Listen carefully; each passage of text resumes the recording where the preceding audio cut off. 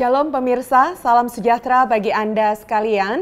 Senang sekali kita berjumpa dalam program Ku Tahu Yang Ku Percaya, di mana dalam episode-episode yang terakhir kita sedang membahas mengenai pribadi Yesus, di antaranya Yesus sebagai Allah, Yesus sebagai manusia, inkarnasi, dan juga kematian Yesus untuk menebus manusia berdosa.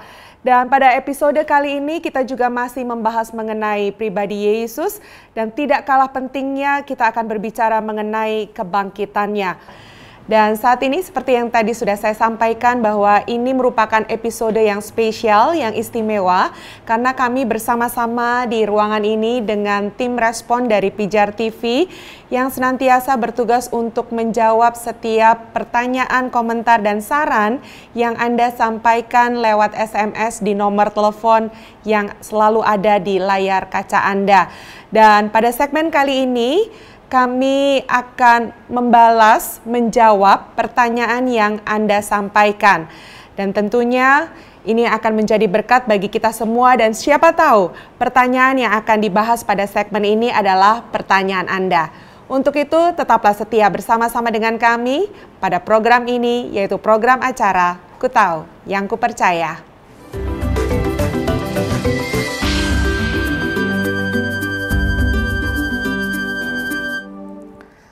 Baik saudara, karena saya sedang membahas soal kebangkitan Kristus, maka saya mau menjawab pertanyaan para pemirsa yang berkaitan dengan kebangkitan Kristus. Pertanyaan yang lain akan dijawab lain kali, tapi khusus dalam episode ini membahas khusus kebangkitan Kristus. Mungkin ada pertanyaan-pertanyaan yang pernah masuk dari pemirsa berkaitan dengan kebangkitan, saya persilakan. Pak Ezra, ada pertanyaan dari pemirsa Pijar TV yang menanyakan, bagaimana pendapat Pak Ezra terkait adanya anggapan bahwa Yesus bukan mati pada hari Jumat, melainkan hari Rabu? Ya, memang ada yang beranggapan begitu. Jadi kalau kita menyebutnya sebagai Jumat Agung, mereka bukan Jumat Agung, tapi Rabu Agung. Kenapa sampai berpikir bahwa Yesus itu mati pada hari Rabu? Ini gara-gara persoalan yang saya jelaskan tadi. Karena dikatakan Yesus itu 3 hari 3 malam dalam kuburan. Mereka memahami secara literal bahwa itu haruslah full menjadi 72 jam. Karena itu kalau Yesus matinya hari Jumat, bangkitnya Minggu pagi-pagi, nggak cocok 3 hari 3 malam ini. Maka mereka mulai berpikir, mungkin ada yang salah yang kita terima sekian lama bahwa Yesus mati hari Jumat. Maka akhirnya mereka menolak Yesus mati hari Jumat. Mereka mengatakan Yesus matinya hari Rabu. Kalau Yesus mati hari Rabu, lalu hari Minggu bangkit, maka Rabu full, Kamis full, Jumat full. Ya, ini maka Rabu kan sore ya. Sampai Kamis full, Jumat full, Sabtu full, Minggu pagi bangun. Bangkit. Maka Yesus matinya hari Rabu. Kenapa muncul teori Yesus mati hari Rabu? Untuk menyelesaikan persoalan 3 hari 3 malam. Orang-orang ini tidak memahami cara orang Yahudi menghitung hari seperti yang sudah saya jelaskan. Karena ketidakmengertian itu, lalu mereka membuat teori baru bahwa Yesus mati hari Rabu. Tapi itu tidak benar. Yesus matinya hari Jumat. Mengapa kita percaya Yesus mati hari Jumat? Apa buktinya? Coba baca Markus 15 ayat 42-43. Sementara itu hari mulai malam, dan hari itu adalah hari persiapan, yaitu hari menjelang Sabat. Karena itu Yusuf orang Arimatea, seorang anggota majelis besar yang terkemuka, yang juga menanti-nantikan kerajaan Allah, memberanikan diri menghadap Pilatus dan meminta mayat Yesus. Perhatikan ya, ini mayat Yesus mau diturunkan. Kenapa? Hari itu adalah hari persiapan, yaitu hari menjelang Sabat. Sabat Yahudi itu hari apa? Hari Sabat itu hari apa? Hari Sabat itu hari Sabtu. Tapi mayat Yesus diminta untuk diturunkan pada hari menjelang Sabat. Kalau Sabatnya Sabtu, Yesus itu mayatnya diturunkan hari menjelang Sabat, yaitu berarti hari Jumat lah. Jumat sore. Kalau Yesus memang mati jam 3, sisa 3 jam. Mungkin lewat dikit jam setengah 4 atau jam 4. Ini sudah hampir Sabat ini. Menjelang Sabat. Makanya menurut aturan sepanjang hari Sabat tidak boleh ada orang mati tergantung. Maka harus diturunkan. Tadi sudah saya jelaskan soal penyaliban. Orang kalau disalib itu tidak biasa langsung mati. Yesus itu mati terlalu cepat. Makanya Pilatus heran, kok sudah mati? Biasanya orang yang disalib itu bisa mati itu 3-4 hari, bahkan ada yang sampai 1 minggu baru mati. Makanya saudara lihat, Yesus mati lebih cepat dari 2 penjahat di sebelahnya. 2 penjahat itu kalau dibiarkan mungkin masih 3-4 hari baru mati. Tapi mereka harus mati hari itu. Karena apa? Karena mayatnya harus diturunkan. Kenapa? Karena masuk Sabat, tidak boleh ada orang tergantung. Itulah sebabnya begitu jalan-jalan lihat, wah 2 penjahat ini belum mati. Ambil hamar, sikat tulang keringnya, patahkan. Supaya apa? Mati cepat. Kenapa hubungan dengan tulang kaki? Kenapa? Karena ini menentukan pengambilan napas. Kalau tulang kaki patah, nggak bisa bernapas, mati. Maka 2 penjahat di samping Yesus harus dimatikan segera. Supaya mayat bisa diturunkan karena hari mau masuk hari Sabat. Sabat itu Sabtu. Maka mayat Yesus diturunkan hari Jumat. Maka Yesus matinya hari Jumat. Baca juga Lukas 23, 53-54. Dan sesudah ia menurunkan mayat itu, ia mengapaninya dengan kain lenan, lalu membaringkannya di dalam kubur yang digali di dalam bukit batu, di mana belum pernah dibaringkan mayat. Hari itu adalah hari persiapan dan Sabat hampir mulai. Ya, Sabat hampir mulai. Hari Sabtu hampir mulai. Itu hari Jumat sore. Maka Yesus mati hari Jumat. Nah, tapi orang-orang pemegang Rabu Agung ini, mereka bilang, oh tidak. Memang Sabat itu hari Sabtu, tapi itu namanya Sabat mingguan. Kalau Sabat mingguan memang Sabtu, tapi orang Yahudi tidak punya Sabat mingguan saja. Orang Yahudi mempunyai satu Sabat yang lain, yaitu Sabat tahunan. Kalau Sabat mingguan biasa Sabtu, Sabat tahunan tidak selamanya Sabtu. Bisa kena hari apa saja. Benarkah orang Yahudi punya Sabat tahunan? Benar. Ya. Itu di Imamat 23 ayat 32. Coba baca Imamat 23 ayat 32. Itu harus menjadi suatu Sabat, hari perhentian penuh bagimu, dan kamu harus merendahkan diri dengan berpuasa. Mulai pada malam tanggal 9 bulan itu, dari matahari terbenam sampai matahari terbenam, kamu harus merayakan Sabatmu. Ya, ini Sabat yang lain, bukan Sabat mingguan, Sabat tahunan. Nah, makanya orang-orang Rabu Agung mengatakan bahwa hari itu menjelang hari Sabat, itu bukan Sabat mingguan, itu Sabtu, sehingga Yesus lahir hari Jumat. Tidak. Itu Sabat tahunan yang bisa kena di hari apa saja. Karena itu Sabat tahunan, maka Sabat itu disebut sebagai hari besar. Coba Yohanes 19 ayat 31. Karena hari itu hari persiapan, dan supaya pada hari Sabat mayat-mayat itu tidak tinggal tergantung pada kayu salib, sebab Sabat itu adalah hari yang besar. Sabat itu adalah hari besar. Nah, lalu mereka bilang, nah itu Sabat itu Sabat hari besar, itu karena bukan Sabat mingguan. Itu Sabat tahunan. Nah, lalu mereka bilang, nah kalau Yesus itu mati menjelang Sabat tahunan, pada zaman itu waktu Yesus mati, ya, Sabat tahunannya jatuh hari Kamis. Sehingga kalau mayat Yesus diturunkan menjelang Sabat, berarti menjelang Kamis. Itu kapan? Rabu sore. Jadi Yesusnya mati hari Rabu sore. Bukan Jumat Agung, tapi Rabu Agung. Nah, sekarang gimana jawab seperti ini? Saya berikan beberapa jawaban. Pertama, tahu dari mana tahun Yesus mati itu Sabat tahunan kena Kamis? Mereka tahu dari mana? Sebenarnya gampang tahu Yesus. Sekarang tanya, Yesus mati tahun berapa? Yesus mati tahun berapa?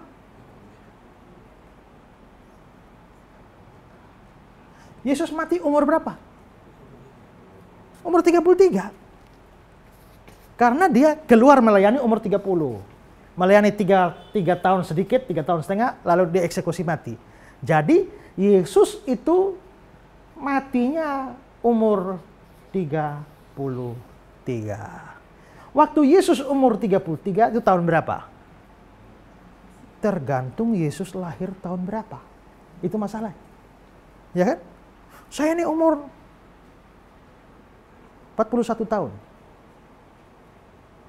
Saya lahir tahun berapa, ayo? Ya. Gampang hitung, ya. Hitung dari sini patokannya. Yesus itu umur 33 tahun, kita belum tahu tahun berapa. Berarti hitungnya bukan dari sini. Karena kita mau cari tahu tanggal ini, berarti untuk cari tahu ini tahun berapa, harus tahu dia lahir tahun berapa. Masalahnya sekarang, tahun Yesus lahir kapan pun tidak jelas. Tidak jelas. Kalau ikut hitungan, mestinya ya gampang sajalah, ya kan? Ini kan, dunia ini kan dibagi antara dua saja. Di sini sebelum Yesus lahir disebut sebelum Masehi, setelah Yesus lahir ya tahun Masehi. Before Christ, after Christ. Ya, tahun Masehi gampang, sejarah dunia bagi dua aja. Semua tahun-tahun ini hitungnya 1, 2, 3, 4, 5 dan seterusnya. Tapi kalau yang sebelum Masehi itu hitung minus. Min 1, min 2, min 3, min 4. Kalau dari sini minus 1, min 2, min 3, min 4, min 100, min 200. Tapi kalau hitung jalan sejarah kan jalan sejarah begini. Maka kalau tahun Masehi hitungnya tahun 100 sampai tahun 200. Tapi kalau sebelum Masehi nggak bisa 100 sampai 200, tahun 200 sampai tahun 100. Mundur angkanya. Ya. Nah, apa artinya tahun 100 Masehi? 100 tahun setelah Yesus lahir. Apa artinya tahun 100 sebelum Masehi? 100 tahun sebelum Yesus lahir. Apa artinya tahun 5 Masehi? 5 tahun setelah Yesus lahir. Apa artinya tahun 5 sebelum Masehi? 5 tahun sebelum Yesus lahir. Apa artinya tahun 1 Masehi? 1 tahun setelah Yesus lahir. Apa artinya 1 sebelum Masehi? 1 tahun sebelum Yesus lahir. Kalau begitu Yesus lahir tahun berapa? Tahun 0. Kan gitu. Kalau tahu Yesus lahir tahun 0 persis, berarti Yesus melayani umur 30 tahun, berarti tahun berapa dia keluar melayani? Tahun 30. Setelah melayani 3 tahun mati. Berarti Yesus mati tahun berapa?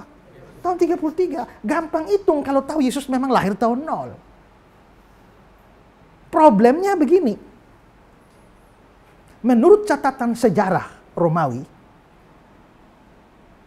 Raja Herodes itu mati tahun 4 sebelum Masehi.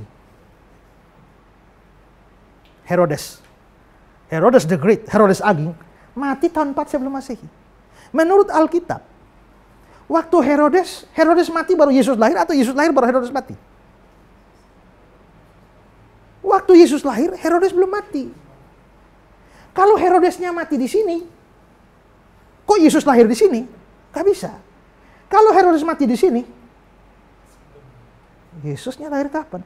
Mesti sebelum Herodes mati. Berarti di sini. Tapi kapan?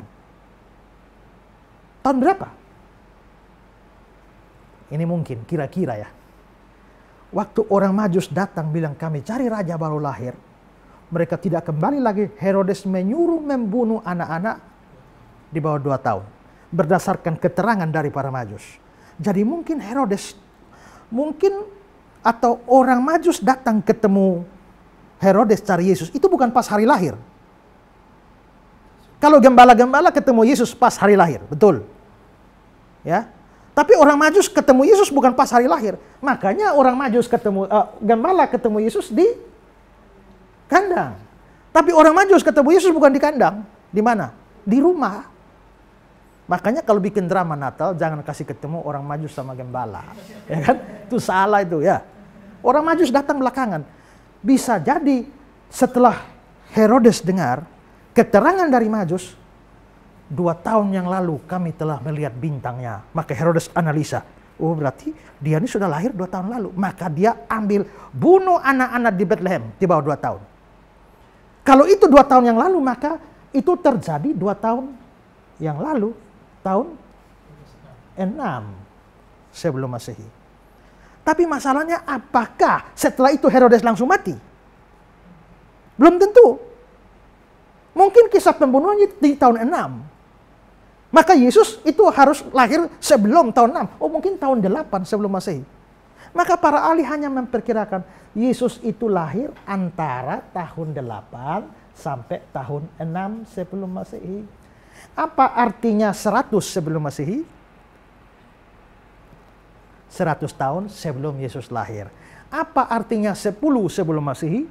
10 tahun sebelum Yesus lahir. Kalau Yesus itu lahir tahun 8 sebelum Masehi, artinya Yesus lahir 8 tahun sebelum Yesus lahir. Loh, kok kacau ini loh ya? Kenapa jadi kacau begitu? Ini karena ada kesalahan dari seorang penting namanya Dionysius Exiguus. Dialah yang disuruh bikin kalender Masehi. Dulu sebelum kalender Masehi ini ada, orang standarnya, ini kan kalender Masehi, standarnya Yesus lahir. Makanya sebelum Masehi, sesudah Masehi. Before Christ, after Christ. Tapi dulu orang hitungnya per sentral tahunnya itu pada tahun pendirian kota Roma. Ya. Ab urbe condita, itu tahun. Jadi 15 tahun sebelum pendirian kota Roma. 15 Ausi ab urbe condita, 15 tahun setelah pendirian kota Roma. Tapi karena Romawi sudah jadi Kristen, maka Kaisar mau supaya kalendernya diubah menjadi kalender Masehi. Dipanggillah Dionysius Exiguus untuk bikin kalender baru. Hitungannya Yesus lahir. Maka Dionysius Exiguus bikin kalender. Setelah bikin kalender selesai, dipublikasikanlah ke seluruh dunia. Setelah publikasikan seluruh dunia, baru Exiguus sadar salah itu. Kalender sekarang ada kelebihan kurang lebih 6 tahun. Gara-gara itu tahun kita sekarang ini ada kelebihan 6 tahun. Kita sekarang tahun 2018. Mestinya kalau dihitung benar kita belum 2018. Sekarang tahun berapa? 2012 benar. Gara-gara dia salah hitung makanya mestinya adalah cara hitung mundur. Maka kalau Yesus ditempatkan lahir tahun 0, maka mesti min 6. Maka Yesus lahirnya akhirnya menjadi 6 sebelum Masehi. Tapi ini pun hanya kira-kira. Karena bisa jadi 8, 7, 6, bisa. Kita nggak tahu Yesus persis lahir kapan. Yang kita tahu pasti dia lahir. Tapi dia lahir tahun berapa kita tidak tahu. Ya. Kalau tahu tahun lahir, gampang hitung 33 tahun kemudian dia mati, tahun berapa tahu.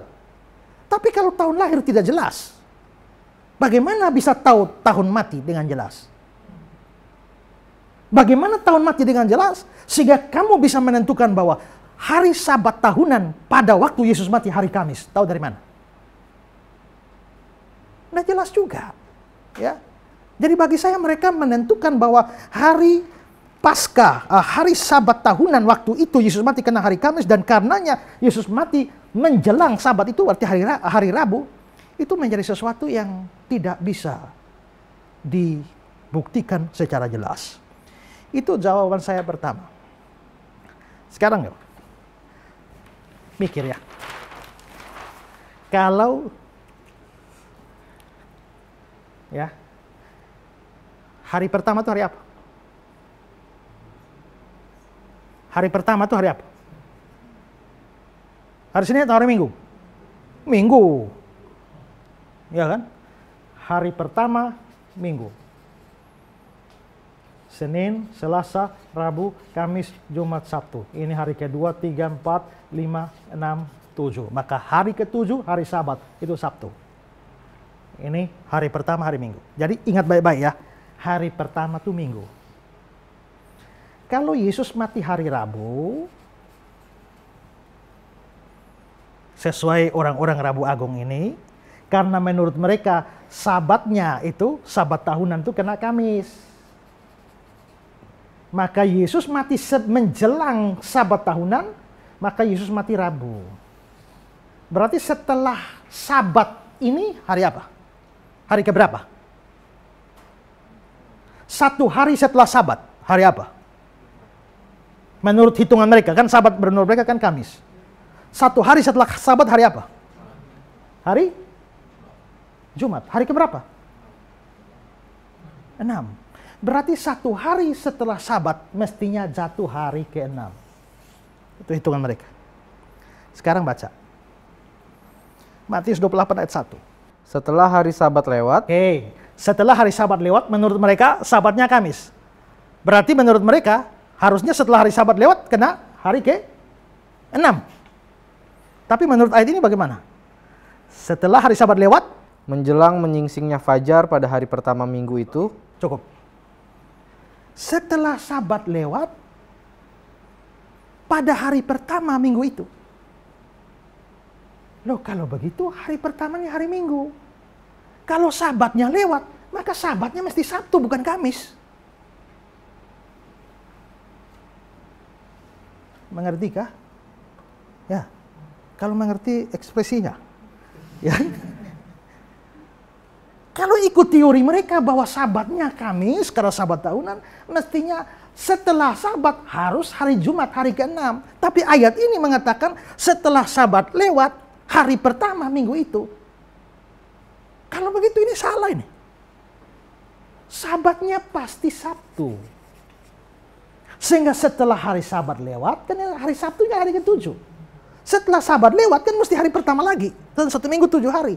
Maka Sabatnya mesti Sabtu. Kalau Sabat mesti Sabtu, Yesusnya menjelang Sabat mayat diturunkan. Ini harus hari Jumat. Bukan hari Rabu. Ya. Sama dengan Markus 16 ayat 1 dan 2. setelah lewat hari Sabat, Cukup. Setelah lewat hari Sabat. Ayat 2-nya, dan pagi-pagi benar pada hari pertama minggu. pada hari pertama minggu itu, setelah Sabat lewat hari pertama. Kalau hari pertama minggu setelah Sabat itu Sabtu pasti. Ya, satu. Jadi tidak bisa hari Rabu. Ya. Jadi adalah salah kalau menganggap bahwa Yesus mati hari Rabu. Nah, pertanyaan tadi mereka tadi ya di Yohanes 19 tadi dibilang Sabat itu adalah hari yang besar. Kalau memang itu Sabat biasa, Sabat mingguan, Sabtu, kenapa disebut hari yang besar? Dalam Pulpit Commentary dibilang begini, pada tahun itu Sabat mingguan bertepatan dengan 15 dari bulan Nisan dan mempunyai nilai Sabat sendiri, karena itu bertepatan dengan Paskahnya Yahudi. Gara-gara bertepatan dengan Sabat bertepatan dengan Paskah, maka Sabat itu istimewa, makanya disebut sebagai hari yang besar. Jadi kesimpulan kita dari analisa ini, Yesus mati hari Jumat, bangkit hari Minggu. Jadi jangan percaya teori omong kosong Yesus mati hari Rabu. Percayalah Jumat Agung, jangan percaya Rabu Agung. Ya. Oke. Ada pertanyaan lain? Iya, masih ada pertanyaan Pak dari pemirsa Pijar TV. Saya bacakan pertanyaannya. Tadi dikatakan bahwa ada banyak orang yang menjadi saksi kebangkitan Yesus. Yang ingin saya tanyakan adalah apakah tidak ada kemungkinan bahwa orang-orang yang dianggap sebagai saksi mata kebangkitan Yesus itu bersama-sama bersekongkol untuk mengarang cerita bahwa Yesus bangkit dari antara orang mati. Dengan kata lain, mereka melakukan pembohongan publik. Tadi saya kasih tahu berapa banyak saksi mata? Lebih dari 500. Pertanyaannya, mungkinkah lebih dari 500 orang ini bersekongkol? Yesus sebenarnya nggak bangkit. Tapi mereka bikin persengkokolan yang besar sekali. 500 orang lebih mengarang cerita dia bangkit. Bisakah 500 orang lebih ini bersekongkol? Bisa tidak? Bisa. Bikin rapat saja kan? Bikin rapat besar. Yesus bikin muktamar, begitu ya. Yesus tidak bangkit ini. Tapi kita malu kalau guru kita tidak bangkit. Jadi mari kita karang cerita dia bangkit. Mungkin? Mungkin. Tapi mungkin kalau lebih dari 500 orang itu satu paham semua. Satu grup, satu kelompok, satu kepentingan. Kalau saya mau ngajak saudara membohongi orang. Saya dengan saudara ini kan mesti harus satu paham ini ya. Kalau saudara tidak percaya atau beda paham dengan saya tidak bisa ngajak saudara. Nah sekarang saudara lihat, dari antara orang-orang yang bersaksi atau saksi mata bahwa Yesus ini bangkit, pertama, ada beberapa orang saksi yang sama sekali tidak percaya Yesus. Kalau yang bersekongkol itu semua percaya Yesus, oke lah. Tapi bagaimana mereka mengajak orang yang sama sekali tidak percaya Yesus? Memangnya siapa yang tidak percaya Yesus? Saudara-saudara Yesus sendiri. Sekarang coba Yohanes 7 ayat 3-5. Maka kata saudara-saudara Yesus kepadanya, berangkatlah dari sini dan pergi ke Yudea, sampai murid-muridmu juga melihat perbuatan-perbuatan yang engkau lakukan. Sebab tidak seorang pun berbuat sesuatu di tempat tersembunyi, jika ia mau diakui di muka umum. Jikalau engkau berbuat hal-hal yang demikian, tampaklah dirimu kepada dunia. Sebab saudara-saudaranya sendiri pun tidak percaya kepadanya. Saudara-saudara Yesus tidak percaya Yesus. Ya, bukan cuma tidak percaya. Kalau tidak percaya masih lumayan. Sekarang coba baca Markus 3:21. Waktu kaum keluarganya mendengar hal itu, mereka datang hendak mengambil dia, sebab kata mereka ia tidak waras lagi. Nah, berarti saudara-saudara Yesus tidak percaya Yesus. Lebih daripada itu, anggap Yesus ini gila. Ya. Tahu-tahu di Kisah 1 ayat 14 ada yang aneh.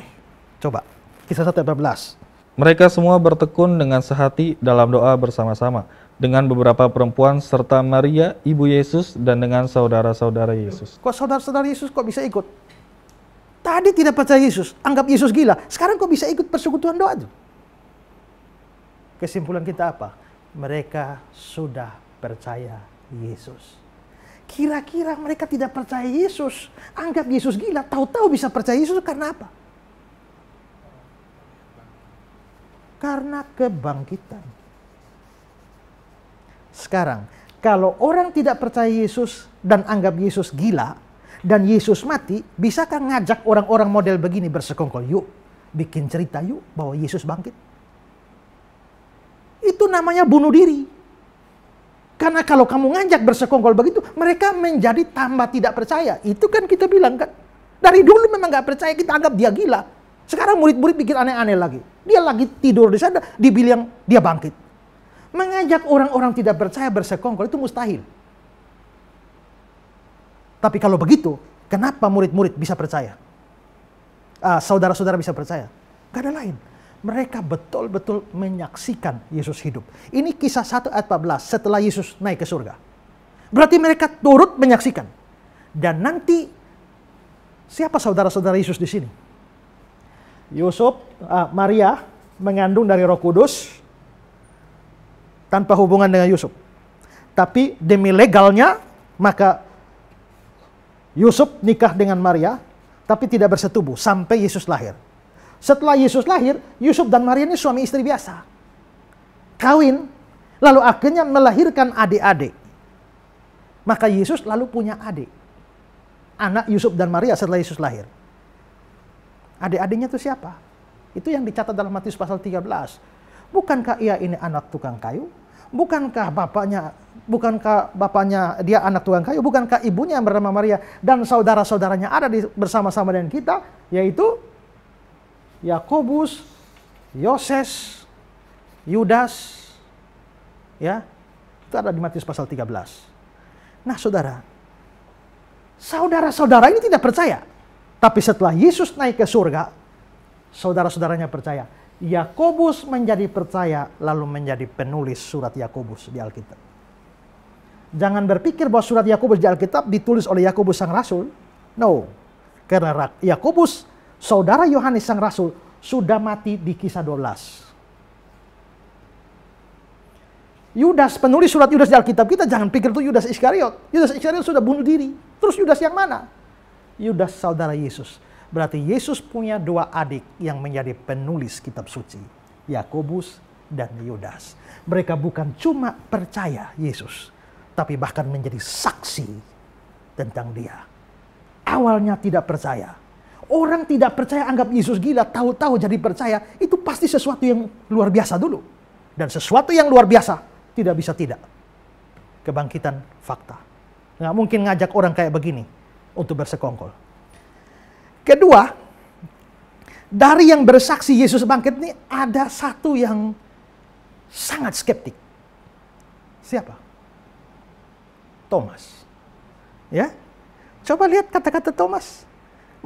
Yohanes 20 ayat 25. Maka kata murid-murid yang lain itu kepadanya, kami telah melihat Tuhan. Tetapi Thomas berkata kepada mereka, sebelum aku melihat bekas paku pada tangannya, dan sebelum aku mencucukkan jariku ke dalam bekas paku itu, dan mencucukkan tanganku ke dalam lambungnya, sekali-kali aku tidak akan percaya. Yesus pada hari Minggu ketemu murid-murid, Thomas tidak ada. Ya, murid-murid yang lain sudah lihat Yesus bangkit. Mereka cerita sama Thomas. Thomas tidak mau percaya. Sebelum aku melihat bekas paku pada tangannya, sebelum aku mencucukkan jariku ke dalam bekas paku itu, mencucukkan tanganku ke dalam lambungnya, sekali-kali aku tidak percaya. Ini orang keras kepala nih ya. Dan ternyata Yesus memang tidak bangkit. Murid-murid yang lain ajak Thomas, yuk Thomas kita bikin cerita yuk. Bilang saja dia bangkit. Bisa ngajak orang kayak Thomas begini. Ngajak orang seperti Thomas untuk bersekongkol, itu bukan bikin Thomas percaya, bikin Thomas tambah tidak percaya. Tapi anehnya, Thomas yang tidak percaya ini, 1 minggu kemudian Yesus muncul, lalu dia bikin pengakuan yang luar biasa di Yohanes 20 ayat 28. Ya Tuhanku dan Allahku, my Lord and my God. Orang yang keras hati seperti Thomas, 8 hari kemudian berubah. Ada apa? Bersekongkol? Enggak. Pasti dia betul-betul melihat mujizat kebangkitan. Makanya dari orang paling ragu menjadi orang paling bersemangat untuk beritakan Yesus. Menurut catatan Eusebius, Bapak Gereja, setelah Yesus naik ke surga hari Pentakosta, semua murid yang lain mulai pergi beritakan Injil di mana-mana. Semua sudah pergi, hanya Thomas yang belum tahu mau pergi kemana. Tapi melalui suatu cerita yang bersifat mujizat, ya, katanya raja dari India mau cari tukang bangunan yang hebat. Lalu katanya tukang bangunan yang hebat ada di Yerusalem. Lalu utusan raja India, ini tradisi, ya, utusan raja India datang cari-cari, ketemu Yesus. Yesus bilang, kamu mau cari tukang kayu paling hebat? Tuh orang sana tuh nama Thomas. Itu dia tukang kayu yang hebat, bawa dia ke India. Terus kalau dia nggak mau, bilang sudah bayar sama Tuhannya. Akhirnya tukang dari India, utusan dari India bilang, kamu harus ke India, kerja di Raja India. Nggak mau, nggak bisa, sudah bayar. Bayar pada siapa? Katanya Tuhanmu.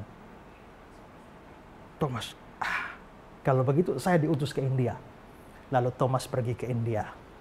Sampai di sana Thomas kerja dengan Raja India. Raja India kasih tugas dia membangun istana. Lalu dia bilang kalau begitu butuh biaya. Biayanya ada, Thomas bagi di orang miskin dan segala macam. Raja main tanya, mana istananya? Thomas bilang sabar. Nanti akan lihat. Tapi lama-lama uang keluar banyak. Istana nggak pernah muncul. Thomas diperhadapkan. Mana istana? Thomas bilang, aku sedang membangun istana yang tidak kelihatan. Kurang ngajar kamu, tipu saya nih ya. Bunuh Thomas. Sebelum bunuh Thomas, tahu-tahu adiknya raja mati.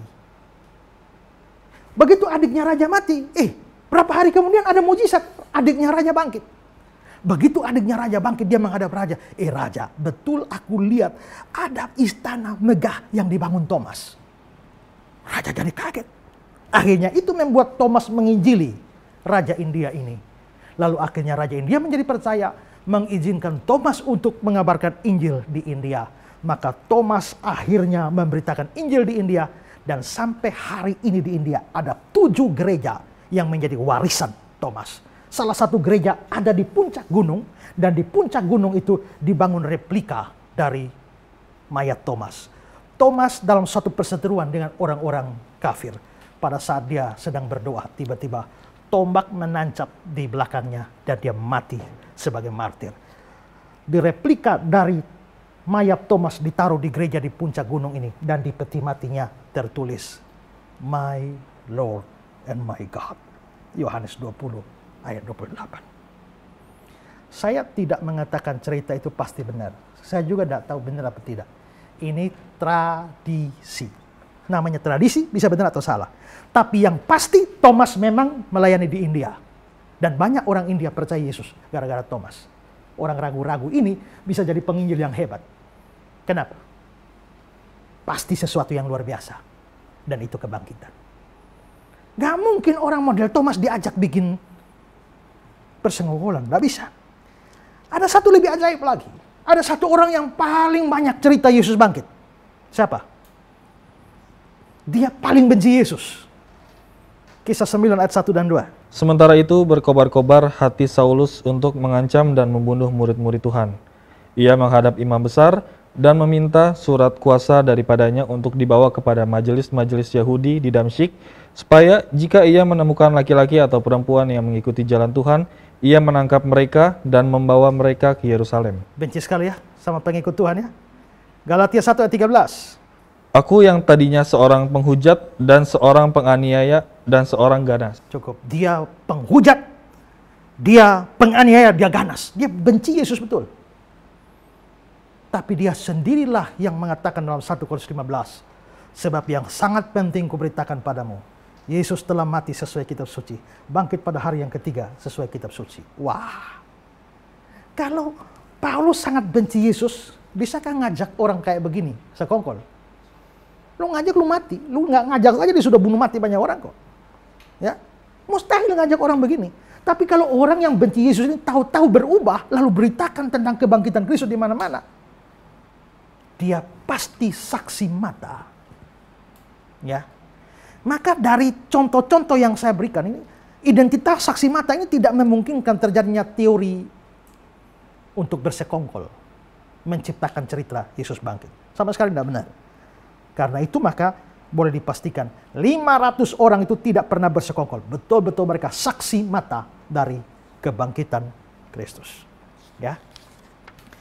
Karena itu saudara, saya pernah menulis sebuah buku.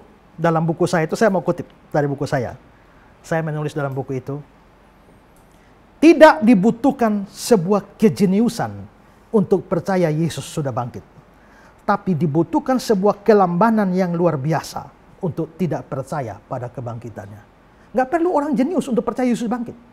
Tapi kalau kamu nggak percaya, kamu betul-betul lamban dengan semua fakta yang ada. Mantan dosen saya yang di Malang pernah ngomong bilang begini, ya, jauh lebih sukar membuktikan Yesus tidak bangkit daripada membuktikan bahwa dia bangkit. Mau kasih bukti Yesus tidak bangkit itu lebih susah. Anda tanya pada saya, apa bukti Yesus bangkit? Saya bisa jawab. Tapi kalau saya tanya balik Anda, apa bukti Yesus tidak bangkit? Anda mungkin tidak bisa jawab.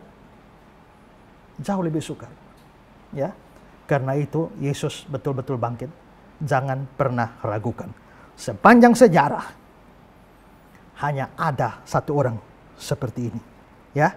Gak ada yang lain. Yang lain dibangkitkan. Yang ini bangkit sendiri dengan kuasanya. Ya. Maka pendeta Stephen Tong mengatakan, pendiri-pendiri agama yang lain kuburannya berisi, maka hati umatnya kosong. Tapi kuburan Yesus Kristus kosong, dan karenanya hati umatnya berisi. Haleluya. Amin. Amin. Ya. Ada pertanyaan lain? Ya, Pak, masih ada pertanyaan dari pemirsa Pijar TV. Saya bacakan pertanyaannya. Yesus mati hari Jumat yang setiap tahunnya kita memperingatinya dalam Jumat Agung. Terkait dengan Jumat Agung ini ada satu hal yang menjadi tanda tanya bagi saya sekian lama, yakni mengapa Jumat Agung setiap tahun berubah-berubah tanggalnya. Tidak seperti Natal yang tepat tanggal 25 Desember. Paskah Jumat Agung tiap tahun berubah ya? Berubah ya? Kadang-kadang Maret, kadang-kadang April. Kalau Natal berubah? Enggak. Pas 25 Desember. Berarti Natal enggak berubah. Ya, 25 Desember. Paskah Jumat Agung berubah-ubah.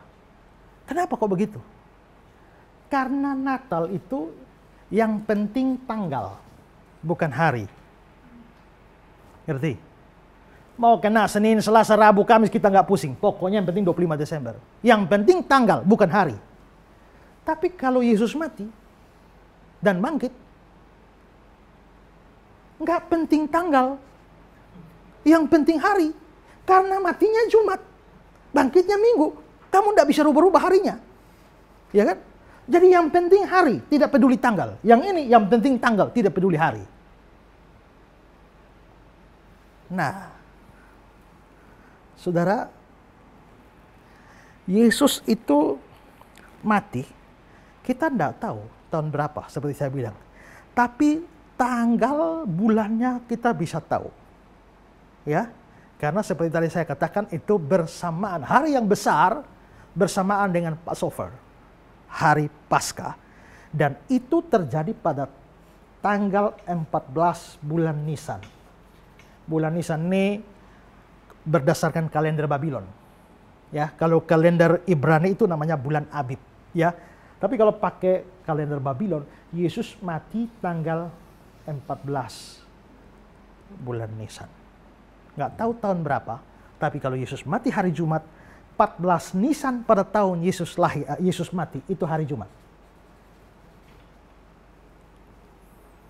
Kalau mau bikin peringatan Yesus mati setiap tahun,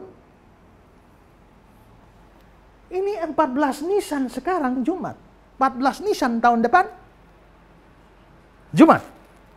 Enggak. Ulang tahun tanggal berapa? Ya? Ya? Waktu lahir 4 Maret tahun 84. Hari apa? Enggak tahu juga. Tapi ulang tahun tiap tahun tuh harinya sama. Nah, sama. Berarti tahun itu tanggal bisa tetap. Tapi kalau mau dirayakan tiap tahun, itu harinya berubah-ubah. Pas Yesus mati, 14 Nisan, harinya Jumat. Tapi tahun berikut kan nggak Jumat lagi. Gereja saya ulang tahun 3 Agustus 2008. Itu pas hari Minggu. Tapi tahun berikut mau bikin ulang tahun gereja pas 3 Agustus, nggak hari Minggu lagi. Sudah hari lain. Nah, bagaimana cara gereja saya bikin ulang tahun? Kita ada doa khusus pas 3 Agustus. Itu bisa kena Senin, kena Rabu, kena Jumat, kena hari-hari lain. Tapi perayaan ulang tahunnya dicari hari Minggu terdekat dari 3 Agustus.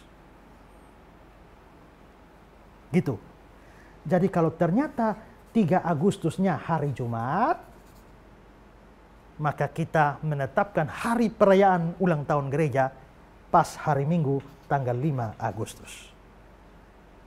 Kalau ternyata 3 Agustusnya itu hari Senin, maka kita bikin perayaan ulang tahun itu hari Minggu terdekat dari 3 Agustus mundur 1.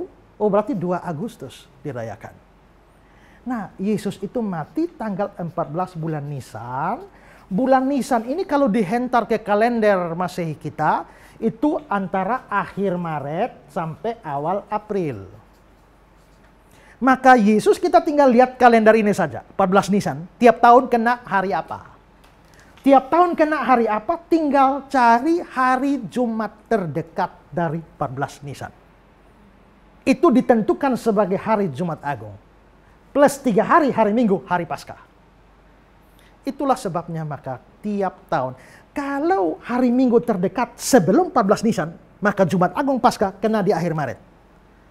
Tapi kalau hari Jumat terdekat dari 14 Nisan itu setelah lewat, maka hari Jumatnya terdekat itu pada bulan April, awal April. Itulah sebabnya Jumat Agung dan Paskah berubah-ubah tiap tahun, tapi Natal tetap. Jawab sederhananya, yang ini tanggal, hari tak masalah. Yang ini hari, tanggal tidak masalah. Oke? Ada lagi? Iya, ada lagi Pak pertanyaan dari pemirsa. Masih mengenai topik kebangkitan Yesus. Ya. Saya bacakan. Saya membaca di sejumlah ayat bahwa Yesus itu adalah yang sulung yang bangkit dari antara orang mati. Yang ingin saya tanyakan, bagaimana Yesus dikatakan yang sulung yang bangkit dari antara orang mati? Padahal sebelum Yesus kan sudah ada juga orang-orang yang bangkit dari antara orang mati. Ya. Ayat-ayat itu misalnya Kisah 26 ayat 23. Coba baca. Yaitu bahwa Mesias harus menderita sengsara dan bahwa ia adalah yang pertama yang akan bangkit dari antara orang mati. Yesus yang pertama bangkit dari antara orang mati. Dia yang pertama. 1 Korintus 15 ayat 20. Tetapi yang benar ialah bahwa Kristus telah dibangkitkan dari antara orang mati sebagai yang sulung dari orang-orang yang telah meninggal. Dia yang sulung, berarti dia yang pertama bangkit. Artinya, dialah yang paling pertama bangkit. Sebelumnya mestinya nggak ada yang pernah bangkit. Ayat 23. Tetapi tiap-tiap orang menurut urutannya, Kristus sebagai buah sulung. Sesudah itu mereka yang menjadi miliknya pada waktu kedatangannya. Ya, sama. Kolose 1 ayat 18. Ialah kepala tubuh, yaitu jemaat. Ialah yang sulung yang pertama bangkit dari antara orang mati, sehingga ia, Cukup, Wahyu 1 ayat 5. dan dari Yesus Kristus, saksi yang setia, yang pertama bangkit dari antara orang mati, dan yang berkuasa atas raja-raja bumi ini. Semua ayat itu mengatakan Yesus yang pertama bangkit, yang sulung. Ini aneh ya. Karena sebenarnya sebelum Yesus juga sudah ada yang bangkit kok. Dalam PL, Elia Elisa bangkitkan orang mati kok. Ya kan? Yesus sendiri sebelum mati, kan dia bangkitkan sejumlah orang. Anak janda di Nain, Lazarus juga. Berarti Yesus bukan pertama bangkit loh. Ada yang sudah bangkit lebih dulu pada dia. Tapi kenapa ayat-ayat kitab suci mengatakan Yesus ini yang pertama kali bangkit? Itu berarti di sini bukan hanya berbicara soal bangkitnya saja, ya. Tapi ada hal yang lain yang membedakan. Pertama, kenapa Yesus disebut sebagai yang pertama bangkit? Lazarus mati, lalu bangkit. Tubuh apa yang Lazarus pakai waktu bangkit? Ya, tubuh sama kayak waktu dia masih hidup kan? Yang lain-lain juga begitu, tubuhnya begini, ya. Habis mati ya bangkit lagi dengan tubuh begini. Tapi Yesus lain. Yesus waktu hidup pakai tubuh tertentu, begitu mati dan bangkit tubuhnya lain. Tubuhnya itu tubuh kebangkitan atau tubuh kemuliaan. Makanya murid-murid dalam ruang tertutup, Yesus masuk. Tiba-tiba hilang. Kok tubuhnya ini bisa tembus tembok? Ini tubuh yang sudah di-upgrade. Dengan tubuh seperti inilah waktu hari kiamat Yesus datang, orang mati bangkit mengenakan tubuh ini. Dengan tubuh ini kita akan pergi ke surga. Yang lain bangkit, tapi belum pernah ada yang pakai tubuh model begini. Yang pertama kali bangkit dan pakai tubuh model begini hanya Yesus. Dia buah sulung, kita menyusul. Kedua, Lazarus mati, lalu bangkit. Lalu sekarang Lazarus di mana? Mati lagi kan? Mati lagi. Anak janda di Nain mati, lalu bangkit. Habis itu mati lagi. Yang lain bangkit, lalu yang lain mati, lalu bangkit. Habis itu mati lagi. Lalu Yesus pernah mati, lalu bangkit. Sekarang masih hidup. Maka dia akulah yang bangkit dari antara orang mati dan hidup sampai selama-lamanya. Jadi bangkit dalam pengertian sesungguhnya itu Yesus pertama. Nanti yang lain menyusul waktu hari Yesus datang, kita yang mati bangkit dan tidak mati-mati lagi. Tapi modelnya yaitu pakai tubuh kemuliaan dan tidak mati-mati lagi. Yang nomor satu paling pertama itu Yesus. Makanya dia disebut sebagai buah sulung yang pertama bangkit dari antara orang mati. Betapa ajaibnya Tuhan Yesus kita kan? Nabi-nabi yang lain, pendiri agama yang lain, Anda cari di kuburannya ada. Ya. Tapi Anda pergi cari kuburan Yesus, hari ini kosong. Kubur kosong membuktikan dia hidup. Kalau dia hidup, sebab dia hidup ada hari esok. Sebab dia hidup, ku tak gentar, karena ku tahu dia pegang hari esok. Hidup jadi berarti sebab dia hidup. Oh, haleluya. Kalau saudara mau punya Tuhan seperti ini, sambut dia sebagai juru selamat dan Tuhanmu. Kalau tidak, kamu tidak punya hari depan seperti yang dijanjikan Kristus bagi para pengikutnya. Tuhan Yesus memberkati saudara sekalian.